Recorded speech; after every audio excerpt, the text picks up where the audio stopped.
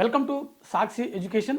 Sir, ఇది జూలు తెగలో శాఖ అనే ఒక వ్యక్తి, అది ఫేమస్ అని చెప్తారు. ఈ శాఖ అనే వ్యక్తి ఎవరు? జూలు తెగ ప్రభావితం అంటే ఈ శాఖ వల్ల జూలు తెగ ఏ విధంగా ప్రభావితం చెందింది?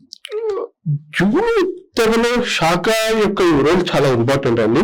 ఏ విధంగా అయితే మనకు భారతదేశంలో చంద్రగుప్త మౌర్యుడు లేకపోతే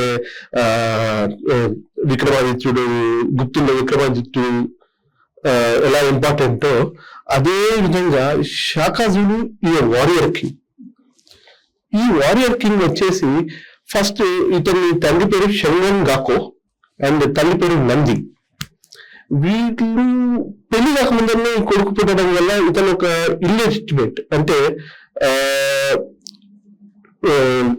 bye born out of wedlock అంటే పెళ్లి కాకముందనే పుట్టారు కాబట్టి ఇతను తెగకు అనర్హుడు అని చెప్పేసి తెగ నుంచి ఇతను వేయడం జరిగింది. తర్వాత ఇతను ఎంతత్వ అనే తెగతో కలిసి దాని లీడర్ డింగిస్వాయతో కలిసి ఇతను యుద్ధం నేర్చుకోవడం మొదలుపెట్టాడు. డింగిస్వాయ కింద ఇతను చాలా యుద్ధం నేర్చుకున్నాడు. తర్వాత ఎంతత్వ యొక్క తెగలు చేసే యుద్ధాలన్నింటిలో ఇతను మెయిన్ లీడర్ గా వ్యవహరించాడు. ఇతను అంతకుముందు ఆఫ్రికాలో తెగలు ఫైట్ చేసేదానికి ఇతను చాలా భిన్నంగా ఫైట్ చేయడం మొదలుపెట్టాడు. ఇతను ఏం చేశాడంటే అంతకుముందు ఆఫ్రికన్ తెగలు దూరం నుంచి బాణాలు వేసుకొని డిస్పర్స్ అయిపోయేవాళ్ళు రాత్రి. ఇతను చాలా ఇంటెన్స్ ఫైటర్. శాఖా జూనియర్ అతను చాలా ఇంటెన్స్ ఫైటర్. ఇతను ఏం చేశాడంటే స్పియర్స్ పొడుగ్గా ఉంటే పడేసి మళ్ళీ వెనక్కి వెళ్ళిపోతున్నాడు, అక్కడితో యుద్ధం అయిపోతుంది. అలా కాకుండా కత్తుల్లాగా తయారు చేశాడు. బల్లాన్ని కత్తుల్లాగా తయారు చేసి షార్ట్ స్పియర్, తర్వాత ప్రొటెక్షన్ కోసం కౌ హైడ్ తో అంటే ఆవు యొక్క చర్మంతో షీల్డ్ తయారు చేశాడు. ఇదే కాకుండా తను ఒక కొత్త టెక్నిక్ ఇన్వెంట్ చేశాడు. ఈ టెక్నిక్ లో ఏంటంటే బుల్ అంటే African bull is different bull. అంటే మన దగ్గర ఎద్దులు ఉంటాయి, కానీ ఆఫ్రికాలో ఎద్దులు చాలా పెద్దగా ఉంటాయి.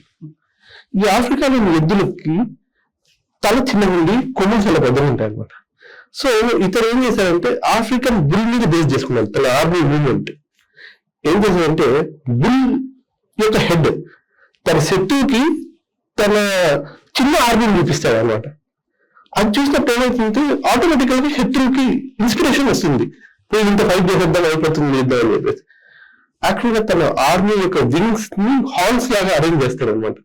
అది యుద్ధం మధ్య శత్రువు మన దగ్గరకు వచ్చి మనతో యుద్ధం చేస్తున్న గంటగానే అర్థం కాదు, ఈ సైడ్ నుంచి కమ్మేస్తున్నారని కమ్మేసి అట్లా చాలా యుద్ధాలు గెలిచాడు అనమాట శాఖ. ఇదే కాకుండా లయన్స్ అంటే ఈ ఎద్దు యొక్క చివరి భాగం లాగా తన రిజర్వ్ ట్రూప్స్ పెట్టుకుంటారు అనమాట. ఒక 4,000-5,000 మంది పెట్టుకుంటారు. బ్యాటిల్ వల్ల అడ్డం జరుగుతుంది అనే టైంలో వీళ్ళు ఫ్రెష్ గా బ్యాటిల్ జాయిన్ అవుతారు అనమాట. So secret troops and secret movements ద్వారా యుద్ధం గెలవడం మొదలుపెట్టాడు. సో 1816 నుంచి 1825 లోపల చాలా యుద్ధాలు ఇతను గెలవడం జరిగింది. తర్వాత ఏ తెగలో నుంచి అయితే ఇతను వెళ్ళేస్తారో అదే తెగ ఇతను ఇన్వైట్ చేసి ఎంపరర్ గా క్లెయిమ్ చేయడం జరిగింది, రాజుగా అయ్యాడు. తర్వాత తన పెంపుడు తండ్రి డింగిస్వాయ చనిపోయిన తర్వాత అతని తెగను కూడా తన తెగలో కలుపుకొని చాలా పెద్ద పవర్ఫుల్ తెగ లీడర్ గా ఇతను ఎదిగాడు. ఇతని పీరియడ్ వచ్చేసి ఇతని టైంలోనే యూరోపియన్స్ ఈ దేశంలోకి రావడం మొదలు పెట్టారు. ఇక్కడ నుంచి వీళ్ళకి వాళ్ళకి మధ్య ప్రాబ్లమ్స్ స్టార్ట్ అయ్యాయి.